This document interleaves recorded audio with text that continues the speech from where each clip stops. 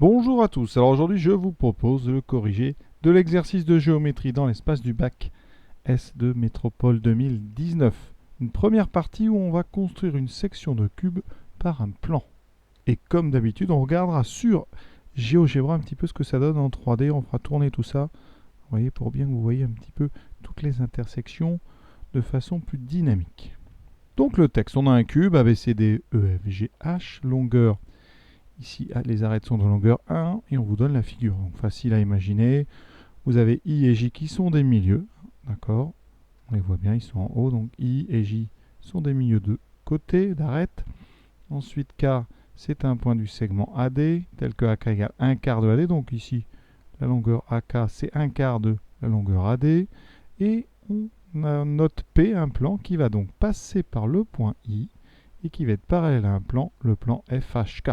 Et la première question porte sur ce plan FHK. Et on vous dit que le plan FHK, donc je vais commencer à le dessiner ce plan FHK. Donc ici vous avez FH, ensuite, alors je vais relier, mais bon, ça c'est des choses qui sont à l'intérieur du cube.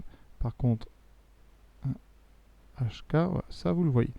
L'idée, c'est donc de déterminer l'intersection de ce plan avec la droite AE. Alors la droite AE, là, on va faire ça, ouais, c'est ici, elle est ici. Donc comment trouver l'intersection entre donc, notre plan et cette droite AE? Alors ce qu'on peut remarquer, c'est que sur le plan de gauche, le plan EHDA, eh bien on a une particularité, on a une droite du plan HFK, qui est la droite HK, donc je vais l'écrire. Si vous voulez, la droite HK, elle est incluse dans le plan que je vais appeler plutôt AED, ADE, voilà. Et on a aussi AE. AE, elle est aussi incluse dans le plan ADE. Donc, ces deux droites, on les regarde, vous voyez bien qu'elles se coupent. Ça veut dire que l'intersection de HK et de AE, ça vous donne un point qui est où? Qui est à la fois donc sur la droite AE et qui est aussi dans le plan le plan FHK. Et donc, c'est justement le point qui nous intéresse, ce point-là. On va le noter M. Donc ici, si je prolonge tout simplement HK ici, voilà, alors évidemment, il faut être ça avec une règle, vous trouvez ici un point. Mais on regarde tout de suite ça, donc sur GeoGebra. Voici un autre plan, donc HFK, qui coupe le cube. Alors vous pouvez voir ici, je vais vous montrer les segments. On a ici le segment HF, ici HK, ce que je vous ai montré tout à l'heure, et voilà, le segment qui est à l'intérieur ici. Et en tournant, ça donne ceci. Bon, si vous voulez trouver notre point, il va falloir prolonger ici AE. Donc pour prolonger AE, donc ici je prends l'objet droite, donc je trace AE, et ensuite je vais prolonger H. Et ce que vous pouvez remarquer, c'est que ces deux droites, elles se coupent. Elles sont toutes les deux dans le plan du côté, celui que je vous ai dit, le plan ADE. Et donc le point que vous avez en bas ici, c'est justement le point qu'on appelle le point M. Ici, il est là. Et vous voyez, alors comment on va faire ça? Je vais le nommer, bougez pas, intersection, ici et là, et normalement, voilà, je le renomme, je vais appeler ça le point M, voilà, vous voyez bien. Et donc ici, on a tout ce qu'il faut. Voilà donc la première question de ce sujet.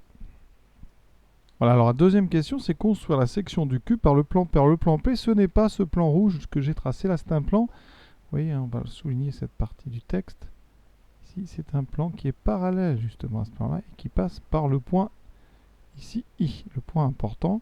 Donc il faut trouver un plan parallèle à mon plan rouge ici qui va passer par le point I. Alors ça va être assez simple. On va s'occuper d'abord de la face du dessus. Sur la face du dessus, le plan P et le plan FHK sont parallèles. Donc l'intersection avec le plan du dessus, ce sera deux droites parallèles. Donc ici, si je trace la parallèle à la droite HF qui passe par I, j'aurai une droite qui est dans mon plan P. Et cette droite, elle va passer obligatoirement par J. Pourquoi? Parce qu'on est sur le théorème des milieux. Ici, I, c'est donc le milieu de EF. J, c'est le milieu de donc, EH. Théorème des milieux, la droite IJ est parallèle à la droite HF. C'est ce qu'on appelle la droite donc des milieux. On a déjà trouvé une droite qui est dans notre plan, justement, le plan P.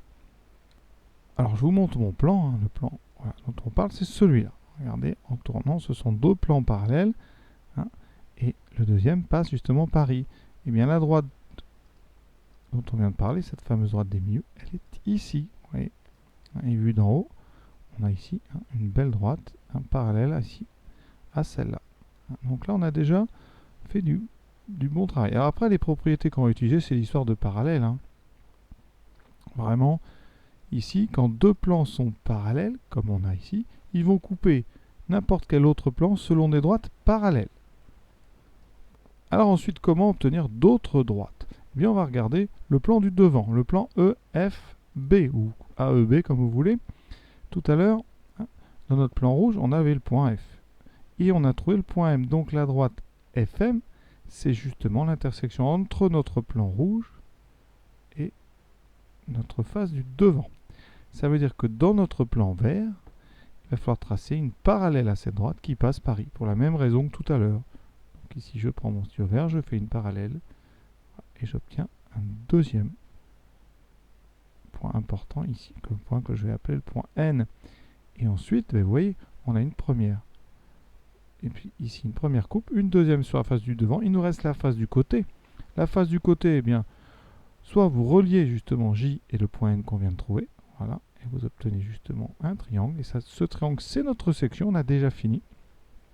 Et ce que vous pouvez remarquer, et c'est comme ça qu'on aurait pu tracer cette droite, hein, ce segment JN, il est parallèle à la droite HM pour les mêmes raisons. Donc en fait, notre petit triangle vert a les côtés parallèles au triangle rouge ici que j'ai tracé M, F, H.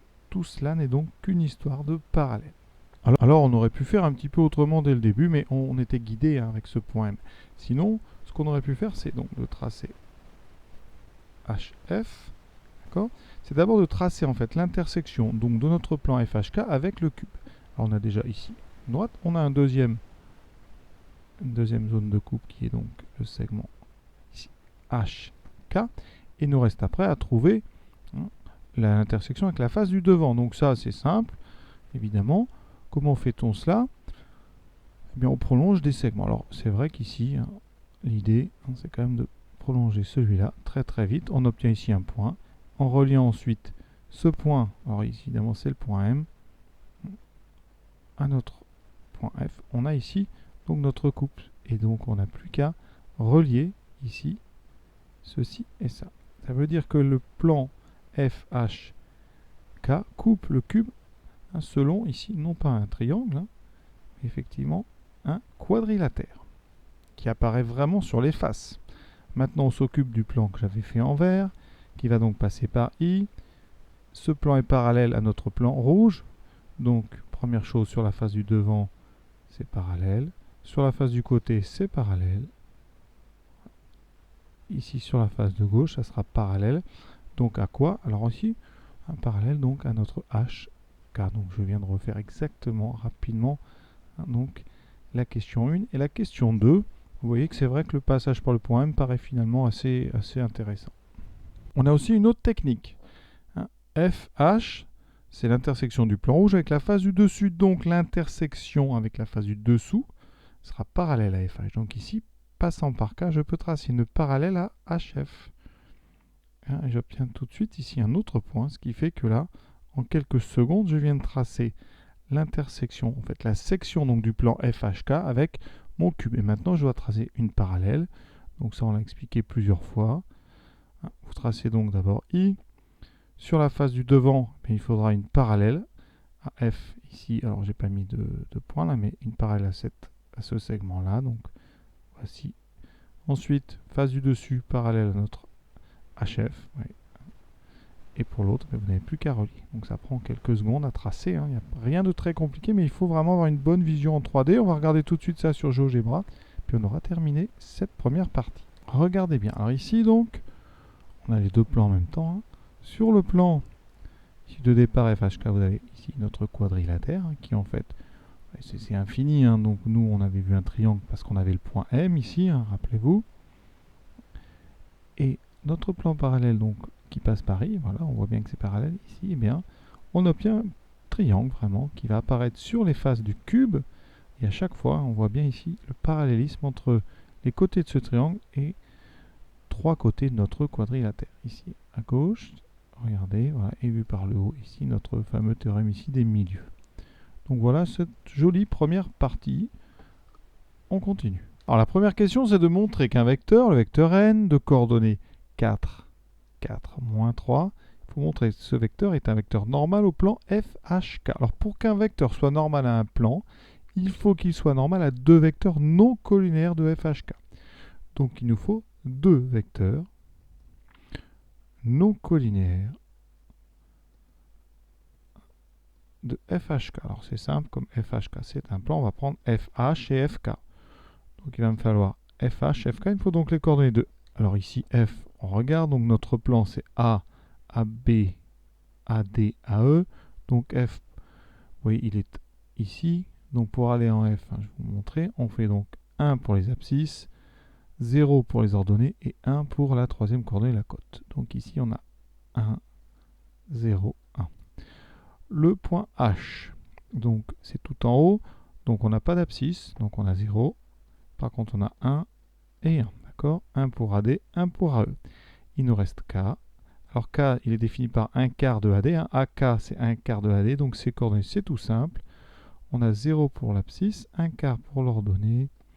Et il n'y a pas de AE, donc c'est 0. Maintenant, je vais donc pouvoir calculer les coordonnées de FH. FH, c'est donc coordonnées de H moins celle de F. 0, moins 1, moins 1. 1, moins 0, 1. Et 0. Et ensuite, je vais faire le produit scalaire de FH avec N. Ça doit donner 0. Moins 1 fois 4. Moins 4, je vous rappelle, produit scalaire, on fait produit des abscisses plus produit des ordonnées, donc plus 4, c'est 1 fois 4, plus 0 fois moins 3, ça donne 0. Et effectivement, ça donne 0. Donc FH et N sont orthogonaux. Maintenant, on a besoin d'un deuxième vecteur non collinaire à FH. Donc je vais prendre FK. FK, donc ici, coordonnées de K, donc moins celle de H, 0, moins 1, 1 quart, et 0, moins 1, moins 1. Et on fait le produit scalaire avec ce même vecteur n. Ça doit donner encore 0. Moins 1 fois 4, moins 4. Plus 1 quart fois 4, qui vaut 1. Plus moins 1 fois moins 3, je vous montre bien l'opération. Ça fait moins 4, plus ici 1, plus 3, et ça donne 0. On écrit sur sa copie, donc n est orthogonal à deux vecteurs non collinaires de FHK, et donc n est un vecteur normal au plan donc FHK. Voilà une première question.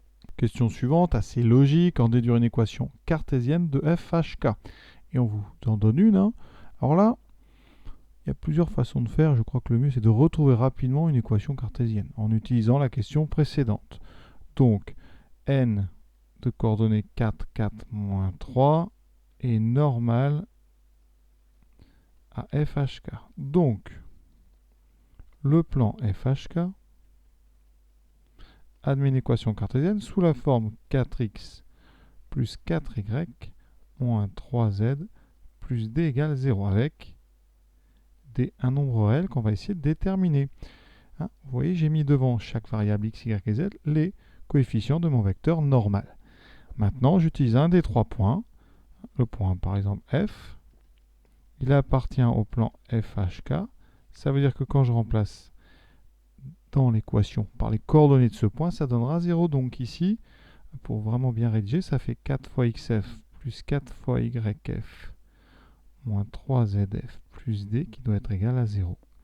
Je remplace 4 fois 1, 4, plus 4 fois 0, 0, moins 3 fois 1, 3, plus d égale 0. Ça nous donne donc 1 plus d égale 0, d égale moins 1. D'où FHK qui a mais comme équation cartésienne 4x plus 4y moins 3z moins 1 égale 0. Et c'est exactement ce qu'on vous proposait en CQFD. C'est, je pense, la meilleure façon parce qu'on utilise, c'est en déduire, donc j'utilise la question précédente. On aurait pu faire autrement en remplaçant ici successivement dans cette équation par les coordonnées de f, de h et de k. Ça aurait donné à chaque fois une égalité vraie. Ça aurait suffi pour démontrer que c'est une équation du plan FHK, mais on n'utilisait pas le en déduire. Le en déduire, c'est vraiment une incitation quasiment obligatoire d'utilisation de la question d'avant. Donc voilà pourquoi on n'avait pas trop de choix quant à la méthode. Une petite variante, c'est de dire par exemple que le point M de coordonnées x, y, z appartient à f, h, k, si et seulement si le vecteur fm est orthogonal au vecteur n. C'est-à-dire qu'ici vous avez ça égale 0, et vous allez voir ça va donner vite le résultat. Ici j'obtiens x moins 1, fm ça sera donc y moins 0, donc y, et z moins 1. Scalaire mon vecteur n de coordonnées 4, 4, moins 3, ça vaut 0. Je calcule ce produit scalaire, ça fait 4 fois x moins 1, plus 4 fois y, moins 3 fois z moins 1 égale 0. En développant, ça donne 4x plus 4y moins 3z, et ensuite moins 4 plus 3, ça fait moins 1 égale 0. Et on trouve directement ça. Donc voilà, deuxième variante de ce qu'on peut faire pour cette question. Mais maintenant, on déduire une équation du plan P, c'est-à-dire le plan qui est parallèle à celui qu'on vient d'étudier, mais qui passe par le point I. Alors là, encore une fois, deux méthodes. Mais à chaque fois, il faudra utiliser quelque chose d'important, c'est que P est parallèle à F, H, K. Donc le vecteur n est aussi normal au plan P. Et donc vous utilisez une des deux variantes. Je vous propose la deuxième par exemple. M de coordonnées x, y, z appartient à P. Ça équivaut à dire que IM et N sont orthogonaux. Alors IM ça fait x moins... Alors les coordonnées de I, c'est le milieu de EF. Regardons le dessin. Donc pour aller en I, on fait quoi? Une moitié de AB. On n'utilise pas de AD. Par contre, il faut, vous voyez, je vais vous montrer le dessin ici. On avance d'une moitié. Et après, on va monter ici entièrement d'un vecteur AE, d'un déplacement AE. Donc, on a 1 demi 0, 1. X moins 1 demi. Y, Z moins 1. Scalaire 4, 4 moins 3 égale 0. On calcule ce produit scalaire. Ça fait donc 4 fois X moins 1 demi. Plus 4y, moins 3 fois z moins 1 égale 0. On développe. Alors 4x plus 4y moins 3z. Ensuite, 4 fois moins 1 demi, ça fait moins 2. Moins 2 plus 3. Moins 2 plus 3, ça fait plus 1. Et donc on a notre équation. Alors, je vais la noter en haut, puis on va faire une deuxième méthode, parce qu'il y a une deuxième façon de faire.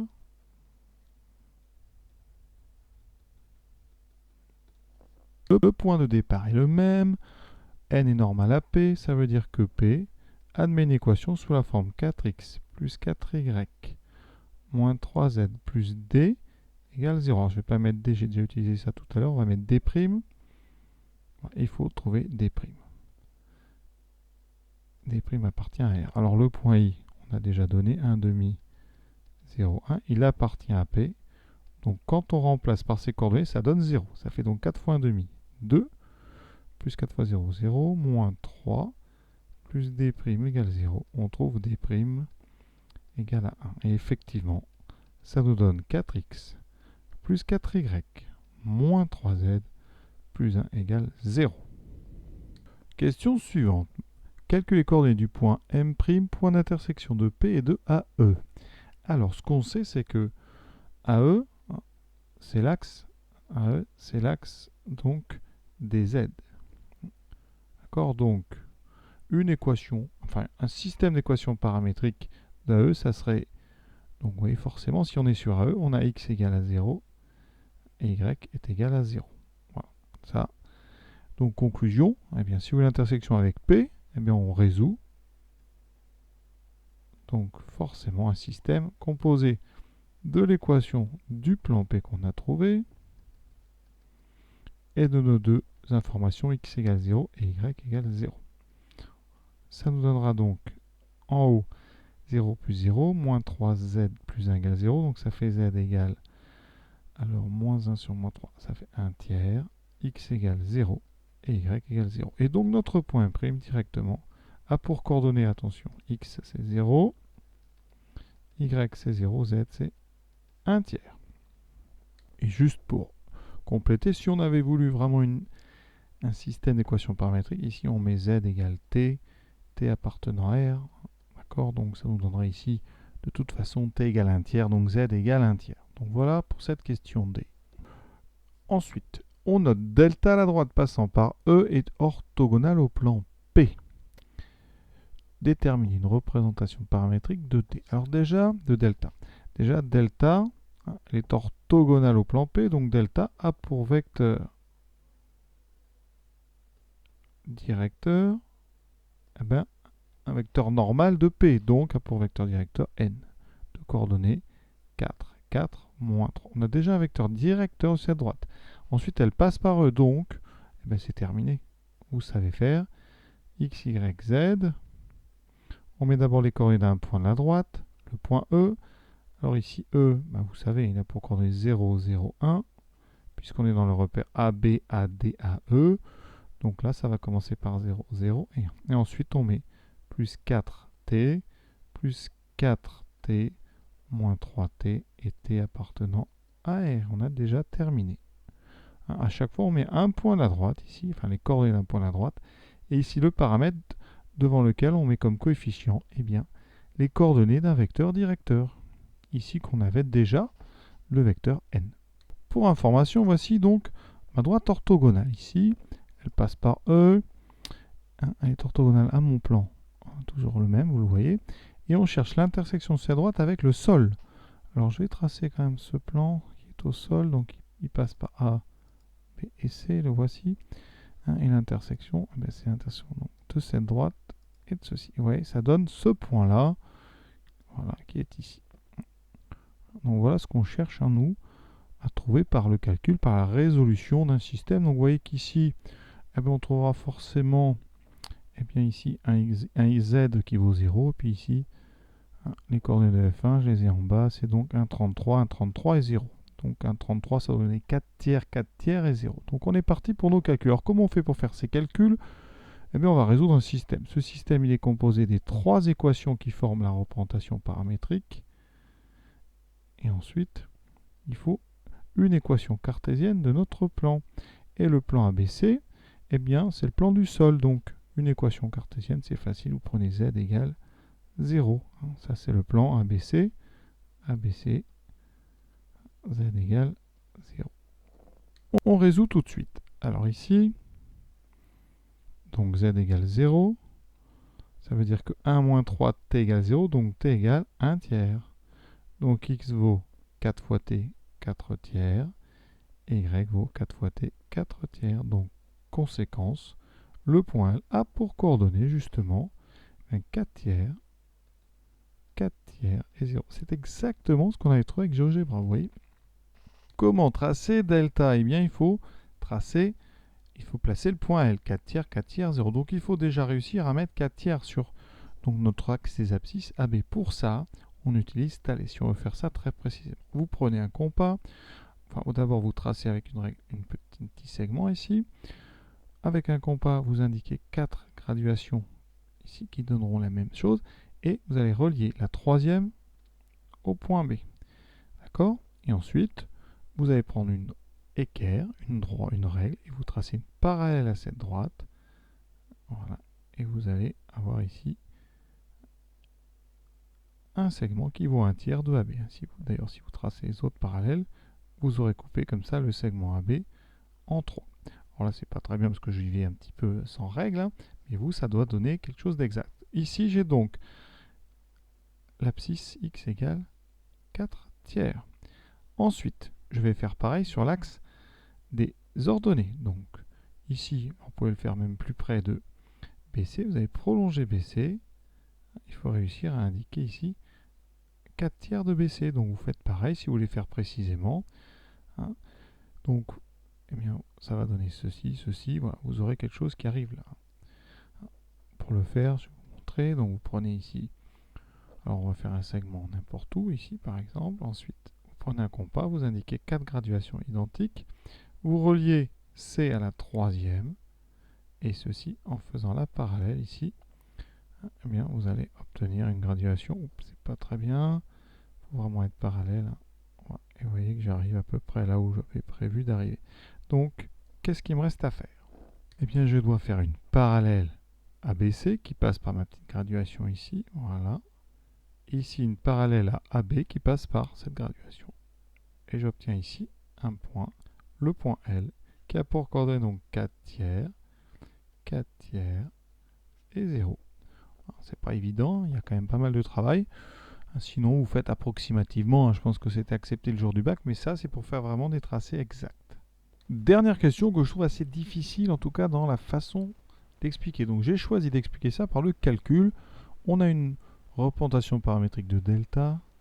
Et on vous demande, est-ce que les droits de delta et BF sont séquents? Donc, je vais donner ici une représentation paramétrique de BF. Alors, BF, c'est facile, parce que BF a pour vecteur directeur AE, puisque c'est une verticale. A pour vecteur directeur AE de coordonnées, donc ici 0, 0, 1. Donc BF, sa représentation paramétrique, celle qu'on peut trouver facilement.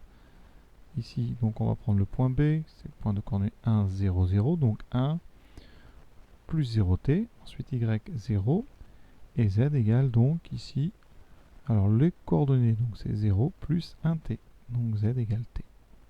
Je vais mettre T' ici, T' appartenant à R. Et maintenant, on va chercher l'intersection entre delta et BF. Donc ici, delta inter BF, on va donc avoir à résoudre x égale 1 et x égale 4t. Donc 4t égale 1, ça vaut donc t égale 1 quart. Ensuite, y égale 4t et y vaut 0, donc 4t égale 0. T égale 0, donc pas d'intersection. Vous voyez, on a un système qui n'a pas de solution. Deuxième couple, delta et CG. Alors CG, mais il a pour vecteur directeur le même, c'est une verticale, a pour vecteur directeur donc AE, de coordonnées donc on a dit 0, 0, 1. Et ça passe par C. Alors C, les coordonnées de C, c'est 1, 1 et 0. Ça se voit, 1, 1, 0. Donc CG, une représentation paramétrique, c'est ça. X égale donc 1. On prend le point C, je vais faire comme d'habitude ici, donc 1, 1, 0, plus 0, plus 0, plus t, ici t. Alors t', t' appartenant à R. On résout notre système. Et là, contrairement à tout à l'heure, regardez ce qui se passe. 4t égale 1, 4t égale 1, 1 moins 3t égale t'. Regardons ce que ça nous donne. Ça donne t égale 1 quart. Donc comme t égale 1 quart, ça fait 1 moins 3 quarts égale t'. Et donc on a un couple. Ici, t' vaudra donc 1 moins 3 quarts, c'est 1 quart. Donc t et t' valent 1 quart. Qu'est-ce que ça nous donne comme point? On obtient